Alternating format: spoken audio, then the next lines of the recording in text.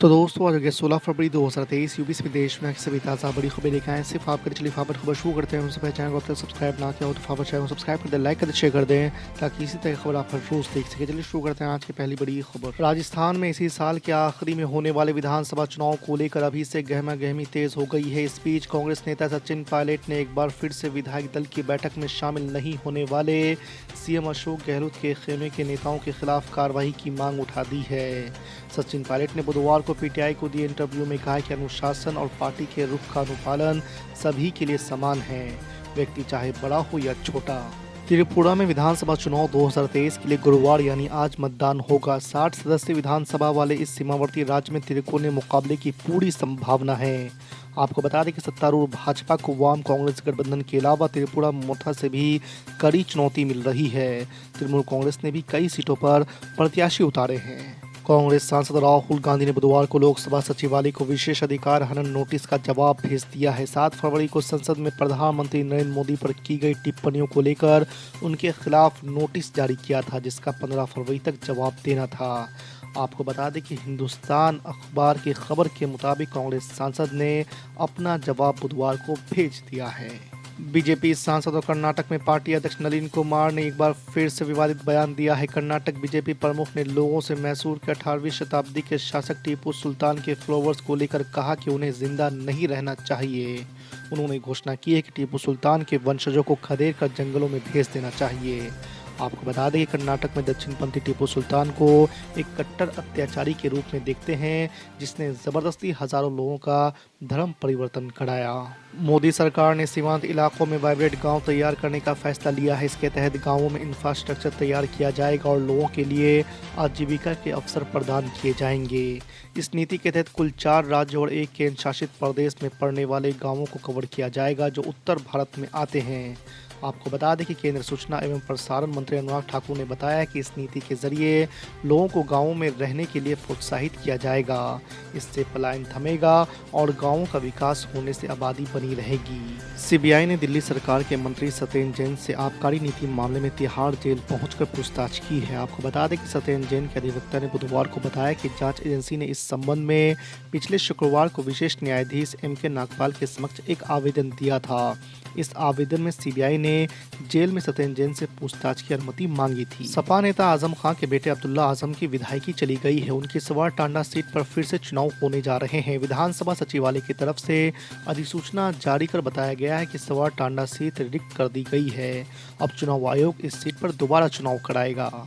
आपको बता दें कि इससे पहले भी अब्दुल्ला आजम की विधायकी छिन चुकी है। फर्जी प्रमाण पत्र वाले मामले में भी उन्हें 2 साल से ज़्यादा की सज़ा हुई थी और उसी वजह से उनकी विधायकी भी रद्द करनी पड़ी थी। ऑल इंडिया मजलिस इत्तेहादुल मुस्लिमीन के प्रमुख असदुद्दीन ओवैसी ने बुधवार को अडानी मामले को लेकर प्रधानमंत्री नरेंद्र मोदी पर निशाना साधा है। उन्होंने कहा है कि पहले पीएम केवल चीन का नाम लेने से डरते थे, लेकिन अब वे अडानी के नाम से भी डरते हैं। एमआईएम प्रमुख असदुद्दीन ओवैसी ने कहा है कि हिंडनबर्ग की रिपोर्ट के बाद भारत की एक बड़ी शख्सियत की 40% दौलत खत्म हो गई। मोदी सरकार सुप्रीम कोर्ट का बहाना बना रहे हैं। हम सोचते थे कि पीएम मोदी चीन का नाम लेने से डरते हैं, लेकिन अब वो उनका नाम लेने से भी डरते हैं। पाकिस्तान के पूर्व प्रधानमंत्री इमरान खान ने एक बार फिर से भारत की मोदी सरकार की तारीफ की है। उन्होंने लाहौर में कहा है कि भारत ने रूस से सस्ता तेल खरीद के महंगाई दर को 7.5% से घटाकर 5.5% कर लिया है, जबकि पाकिस्तान में ये 12% से बढ़कर 30% तक हो गई है। उन्होंने इसके लिए पूर्व सेना प्रमुख जनरल कमर जावेद बाजवा को जिम्मेदार ठहराया है। केंद्रीय गृह मंत्री अमित शाह ने अपने हालिया बयान में यह साफ किया कि कर्नाटक में रही कांग्रेस सरकार ने प्रतिबंधित संगठन पॉपुलर फ्रंट ऑफ इंडिया के लिए पीस तैयार की थी। अपने ताज़ा इंटरव्यू में उन्होंने इस बात को जाहिर किया कि उन्होंने कभी कांग्रेस पार्टी और पीएफआई को एक नहीं बताया। आपको बता दें कि चुनावी राज्य कर्नाटक में दिए अपने भाषण पर सफाई देते हुए अमित शाह ने कहा कि मैंने कभी नहीं कहा कि पीएफआई और कांग्रेस एक ही है। बीबीसी के दिल्ली और मुंबई स्थित दफ्तरों पर इनकम टैक्स डिपार्टमेंट की टीमें पहुंची है। इस दौरान आयकर विभाग के अफसरों ने बीबीसी के कर्मचारियों के फोन जब्त कर लिए और उन्हें मीडिया से बात करने से मना किया गया। आपको बता दें कि फिलहाल अभी तक बीबीसी का कोई रिएक्शन इस पर नहीं आया है, लेकिन कांग्रेस का कहना है कि ये एक्शन बता रहा है कि देश में अघोषित आपातकाल लग गया है। कांग्रेस ने कहा है कि पहले बीबीसी की डॉक्यूमेंट्री पर बैन लगा दिया गया और अब उस पर छापा मारा गया। यही तो अघोषित आपातकाल है। तमिलनाडु के मुख्यमंत्री एम.के. स्टालिन ने प्रधानमंत्री नरेंद्र मोदी और राज्य के राज्यपाल आर.एन. रवि पर निशाना साधा है। कांग्रेस सांसद राहुल गांधी द्वारा अपने हालिया संसद भाषण में उठाए गए कई सवालों के बारे में उन्होंने कहा है कि मैंने प्रधानमंत्री से किसी के सवालों का जवाब दिए बिना घंटों बोलने की कला सीखी है। उन्होंने कहा कि प्रधानमंत्री और भाजपा सरकार के खिलाफ कई आरोप है, लेकिन उन्होंने किसी भी बात का जवाब नहीं दिया। वैश्विक निवेशक सम्मेलन के बाद मुख्यमंत्री योगी आदित्यनाथ ने निवेश प्रस्तावों को जमीन पर उतारने का काम शुरू कर दिया है। उन्होंने अपने मंत्रियों से कहा है कि वो विधानसभा सत्र से पहले अपने प्रभार वाले जिलों में सम्मेलन की कामयाबी की चर्चा करते हुए युवाओं और व्यापारियों को यूपी की आर्थिक तरक्की की कहानी बताएं। वहीं मुख्यमंत्री योगी आदित्यनाथ ने कैबिनेट की बैठकों को लखनऊ के अलावा अन्य जिलों में भी आयोजित करने के निर्देश दिए हैं। लोकसभा चुनाव 2024 को लेकर बिहार महागठबंधन ने तैयारियां शुरू कर दी है। पूर्णिया के रंगभूमि मैदान में 25 फरवरी को महागठबंधन की बड़ी रैली का आयोजन होने वाला है। इसमें मुख्यमंत्री नीतीश कुमार, डिप्टी सीएम तेजस्वी यादव, पूर्व सीएम जीतनराम मांझी, कांग्रेस प्रदेश अध्यक्ष अखिलेश प्रसाद सिंह समेत अन्य नेता मौजूद रहेंगे। आपको बता दें कि आरजेडी सुप्रीमो लालू प्रसाद यादव भी वीडियो कॉन्फ्रेंसिंग के जरिए रैली से जुड़ेंगे।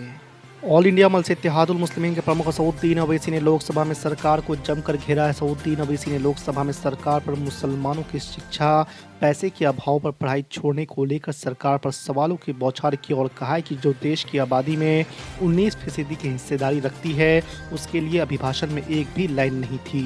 असदुद्दीन ओवैसी ने हेट स्पीच का मुद्दा उठाया और कहा कि कोई एक महीना ऐसा नहीं रहा जब मुसलमानों को कत्ल करने की धमकी ना दी गई हो। कांग्रेस के पूर्व राष्ट्रीय अध्यक्ष राहुल गांधी के वाराणसी और प्रयागराज दौरे को लेकर कांग्रेस ने भाजपा सरकार पर बड़ा आरोप लगाया है। कांग्रेस ने दावा किया है कि राहुल गांधी के विमान को वाराणसी एयरपोर्ट पर उतरने की इजाज़त नहीं दी गई। इससे उनका वाराणसी के साथ ही प्रयागराज जाने का कार्यक्रम स्थगित हो गया है। कांग्रेस के अनुसार राहुल गांधी को विमान से वाराणसी आने के बाद काशी विश्वनाथ का दर्शन और सड़क मार्ग से प्रयागराज जाना था। महाराष्ट्र के उप मुख्यमंत्री ने साल 2019 में राज्य में हुई सियासी उठापटक को लेकर बड़ा दावा कर दिया है। सोमवार को उन्होंने कहा है कि अजित पवार के साथ सरकार राष्ट्रवादी कांग्रेस पार्टी प्रमुख शरद पवार की मर्जी से ही बनाई गई थी। हालांकि एनसीपी चीफ ने इस बात से इनकार किया है और फडणवीस पर झूठ बोलने का आरोप लगाए हैं। उप मुख्यमंत्री और भाजपा नेता ने कहा है कि हमारे पास एनसीपी की ओर से प्रस्ताव आया था कि उन्हें एक स्थिर सरकार की जरूरत है और हमें मिलकर ऐसी सरकार बनानी चाहिए। दिल्ली के मेयर चुनाव के मसले पर शुक्रवार को सुप्रीम कोर्ट ने सुनवाई करने का फैसला लिया है। साफ है कि तब तक मेयर के चुनाव नहीं कराए जा सकते। इसके साथ ही सुप्रीम कोर्ट ने अहम टिप्पणी भी की है, जिसे भाजपा के लिए झटका माना जा रहा है। आपको बता दें कि उच्चतम न्यायालय की बेंच ने कहा है कि नामित सदस्य मेयर के चुनाव में मतदान नहीं कर सकते। अदालत ने कहा है कि इस संबंध में कानून एकदम स्पष्ट है और उसका उल्लंघन नहीं किया जा सकता। कांग्रेस सांसद राहुल गांधी ने एक बार फिर से प्रधानमंत्री नरेंद्र मोदी पर सीधा हमला बोला है। उन्होंने संसद में पीएम नरेंद्र मोदी की स्पीच का जिक्र करते हुए अपने अपमान का आरोप लगाया है। राहुल गांधी ने कहा है कि पीएम मोदी ने मेरा अपमान किया है। उन्होंने कहा है कि मेरे नाम में गांधी क्यों है, नेहरू क्यों नहीं है, ये मेरा अपमान है।